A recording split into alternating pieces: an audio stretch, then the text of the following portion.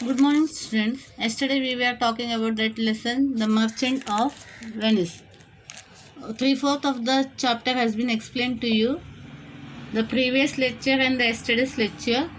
I hope you know the story, what it is. He was a merchant who lived in Venice, and the prosperous city in Italy. Okay, and he used to do sea voyages. He was a merchant who would sell things to different countries and earn money, and he put all his what you can say money in the ship, which is gone to collect the spices and all, but it was lost. मतलब Antony ने अपने सारे पैसे पूंजी सारे एक अपने ship पे डाले थे, जो शिप उन्होंने भेजे थे वॉयजेस के लिए। लेकिन क्या हुआ, उसमें तूफान में कई भटक जाते हैं and the ship was lost. Antonio अपने फ्रेंड बेसने को हेल्प करना चाहता है। वो was a poor person but a good and handsome looking guy who wants to marry Portia, a daughter of a wealthy man. पर उनकी शर्तें थी, 3 casket was there, gold, silver and lead. And Bassanio ने choose किया lead casket को। बाकी के 2 suit choose किए गए थे। एक थे Prince of Morocco who choose the gold casket, and another the prince of Aragon who choose the silver casket. Both were rejected, and Bassanio tried his luck and took the lead one, and it was written that he was the right person to marry Portia. Okay, उसके बाद में Bassanio was not having money at all. He wanted to go to where the Portia states, जहाँ Portia रहती थी वहाँ जाना चाहता था, and he was not having the money, so he went to his friend Antoniette for lend some money. तो Antony ने बोला मेरे पास फ़िलहाल पैसे नहीं है, but you can take the money from my friend Shylock, एक इस मनी लेंडर जिसे जो बहुत एंटनी जानते थे। बोलते तुम मेरे नाम से उनसे पैसे ले सकते हो। Okay, Shylock was ready to give the money for Antony, but he was always we can say just वो बहुत ही ये था, एंटनी से खफा था, because Antony is to give the money to the people without taking any interest. वो लोगों को जो भी ज़रूरतमंद लोग रहते थे उन्हें वो पैसे देते थे एंटोनिया, पर कोई इंटरेस्ट नहीं लेता था। और Shylock was that type of person, you only care for the money, उसको पैसे से ही मतलब था। इसके लिए उनसे शाइलॉक को हमेशा एंटोनिया से जलन रहता था, वो गुस्से में थे। And now he got the chance, तो he said okay I will lend you money. बोलते मैं तुम्हें पैसा दूंगा, लेकिन अगर within 3 months if you are not able to return the money, I will cut 1 pound of your flesh from your body. मतलब तुम्हारे शरीर से 1 pound फ्लैश काट के लूँगा अगर तुम 3 महीने में नहीं लौटा पा रहे हो तो। Okay, this was the story. Now we will conclude from there. After that Bassanio took the money and Antonio was ready. Antonio तैयार था, चलो ठीक है मुझे ये शर्त मंजूर है।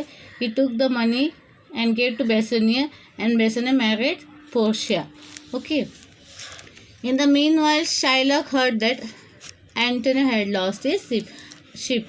शाइलॉक जैसे जिस चीज़ का इंतज़ार करा था उसको वो मौका मिला। Antonio who has put all his money in his ship, he has lost that ship. जो पैसे उन्होंने अपनी सारी जमा पूंजी जो भी उन्होंने अपनी शिप पे डाले थे, वो शिप क्या हुआ, गुम हो गई। क्योंकि वहाँ उस टाइम को ना इतनी सारी लहरें आती थी समुद्र में, जिसकी वजह से क्या ship voyages were very dangerous. वो in the starting only we came to know that. Okay, तो now he got the chance. तो Antony was not able to pay the money, तो उसने क्या किया, he took Antony to the court where he told everything to the Duke. Duke wanted to help Antonia, but he was not able to do so because it was Shylock and Antony made an agreement on the paper, and everything was written on the paper. Bond was done. तो जब लिखे हुए सब चीज़ों को हम नकार नहीं सकते। बोले हुए चीज़ को हम लोग कभी बोलते हैं हाँ मैंने ऐसा कुछ बोला नहीं, पर हम लोग ने जब लिख के देते कि हाँ मैं ऐसा करूँगा, शर्त तुम्हारे जो भी है मंजूर करूँगा, जब ये प्रूफ किसी और के सामने वाले के पास होता है तो हम उसको इस बात से झुटला नहीं सकते। Same the Antonio was not able to do, and duke wanted to help Antonio, but he was helpless. Now let's proceed from there. When Bessani and Portia heard all this, they rushed back to Venice. When Bessani came to hear this, उसने जब अपने दोस्त के बारे में सुना, he was very sorry to hear this because Antony ने बेसनी के लिए पैसा लिया था, क्योंकि बेसनी पोर्शिया से शादी करना चाहता था और वो अपने दोस्त को मदद के लिए उसने पैसे लिए थे. Now he is in danger. When Bessani and Portia heard all of this, they rushed back to Venice. Where they went where the Antony was. Portia told Bessani to pay Shylock twice the amount to save Antony, but Shylock was adamant. He demanded only a pound of Antony's flesh. Now, what did Portia told Bessani? कि जो amount what ever the amount Antony has taken from Shylock, you paid double of it. तुम उससे double दे दो और Antony की जान को हम बचा लेते. बट दिस Shylock वॉज पहले से वो उसको नीचा दिखाना चाहता था एंटनी को. And now he got the chance. He said 3 months was given to him. He was not able to do so. Now I won't hear to whatever you say. I just want is 1 pound of flesh. मुझे सिर्फ उसके शरीर में से 1 pound flesh की ज़रूरत है. Everyone in the court, including the Duke, felt that Shylock's demand was inhuman. The Duke asked Shylock to show mercy towards Antonio, but Shylock was not ready to do so. He felt that Antonio and the others had treated him badly before and he wanted revenge. What is saying? Everyone in the court, okay, including the Duke. The Duke मतलब हम राजा बोलते हैं उनको. That Shylock demand was inhuman. Naturally it was inhuman. इंसानियत नहीं थी. हम किसी की जिंदा शरीर में से किसी का बाँस काट के नहीं निकाल सकते, तो it was A inhuman action. The Duke asked Shylock to show mercy. What did he say? The Duke said Shylock to have a mercy on Antonio and get ready for what the amount is getting. But he said, what did Shylock said? Antonio and other people treated him very badly. मुझे Antonio ने और बाकी लोगों ने बहुत बुरी तरह से मेरे साथ व्यवहार किया और मुझे अभी रिवेंज लेना है, बदला लेना है. Just then a young lawyer entered the court. He said that he would fight Antony's case. Just that time what happened? A young lawyer, okay, entered the court. He said that he will fight Antony's case. तो वो lawyer आके बोलते हैं मैं एंटोनी का case लड़ूंगा. He asked Antonio whether he had agreed to Shylock's condition. Antonio said that he had agreed. Now Antonio को उस lawyer ने पूछा क्या आपके सामने जो शर्त रखा था आप मानते हैं कि आपने ये सब एग्री किया है? तो एंटोनियो बोलता है यस, मैंने वो सब एग्री किया था. Then the young lawyer requested Shylock to show mercy. Though the law was on Shylock's side, the lawyer pleaded that mercy is a quality of God himself. When a person shows mercy to someone else, they are both blessed. Mercy was the more valuable than a king's crown. But all this had no effect on the Shylock. What did the lawyer say to Shylock? To show mercy. उसको आप दया कीजिए, उसके पर ऐसा अत्याचार मत कीजिए. The lawyer said that. But Shylock was not ready to hear anything from the lawyer. Anyway, वैसे भी सब कुछ चीज़ें Shylock की इसमें ही था, फेवर में ही था, क्योंकि जो बोला गया था वो सब वैसे ही था, तो ये फेवर में ही था case. But still the lawyer pleaded. उसने बोला उनको बख्श दीजिए, उनकी से जो हुआ आप जो अमाउंट ले लीजिए. But Shylock was not ready. The young lawyer then said that the law allowed Shylock to take a pound of flesh and he could do that. At the same time, the lawyer warned that while cutting off the flesh, Shylock should not shed even 1 drop of Antonius blood. तो काफ़ी कोशिश करते हैं lawyer to कि वो ताकि Shylock Antonio का शरीर में से कोई हिस्सा काटे ना.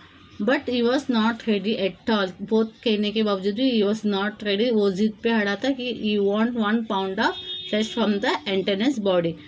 तो लास्ट में लॉयर क्या बोलते हैं? Okay, you can cut 1 pound of flesh from his body but you should not shed a single drop of blood. बोलते ठीक है, आप काटो आपके उसके शरीर में से 1 pound, पर शर्त ये है कि एक बूंद का खून का एक बूंद भी नहीं बाहर गिरना चाहिए शरीर से. Shylock should not shed even one drop of Antonius' blood. Also, he should cut exactly 1 pound of flesh, nothing less, nothing more. That could not be allowed by the law. Okay, then what the lawyer said? Okay, you can cut 1 pound of flesh, but you should not shed a single drop of blood from Antonius' body, and you should cut exactly what he said, just 1 pound, not less, not more, and that the law will not hello, मतलब उसको काट सकता है लेकिन ना तो 1 pound से कम काटना है ना 1 पाउंड से ज़्यादा काटना है, और काटते वक्त उसके शरीर में से एक बूंद का कतरा भी नीचे नहीं गिरना चाहिए। ये शर्त। Can it be possible? No, not at all. जब हम कुछ काटते तो कम ज़्यादा भी तो होती है, और जब शरीर को कुछ लगता है, चोट लगती है, तो खून आना जायज़ है। तो how can it be possible कि जब उसको शरीर में से 1 पाउंड फ्लैश निकाला जाएगा और खून भी नहीं आए? तो ये शर्त, मतलब ये वकील काफ़ी समझदार, it was A clever lawyer. Shylock realized that he could not do what the young lawyer asked him to do, and he accepted his defeat. Antonius' life was saved. Now Shylock realized, उसे पता चला कि जो वकील बोल रहे वो नहीं हो सकते। शरीर का कोई भी हिस्सा थोड़ा सा भी कट जाता है, the body started bleeding, and if you are cutting 1 pound of flesh, how can it blood will not come out? काफ़ी हद से ज़्यादा खून बहना लगेगा, and it is not even possible to cut exactly 1 pound, not less not more. तो it was not at all possible, it was a impossible thing. Now Shylock understood that what the lawyer is doing, तो he accepted is defeat. उसको पता चल गया कि मैं हार चुका हूँ, क्योंकि ये हो ही नहीं सकता। Who was the young lawyer? Bassanio and Antonio found out later that was none other than Portia herself, dressed as a young man.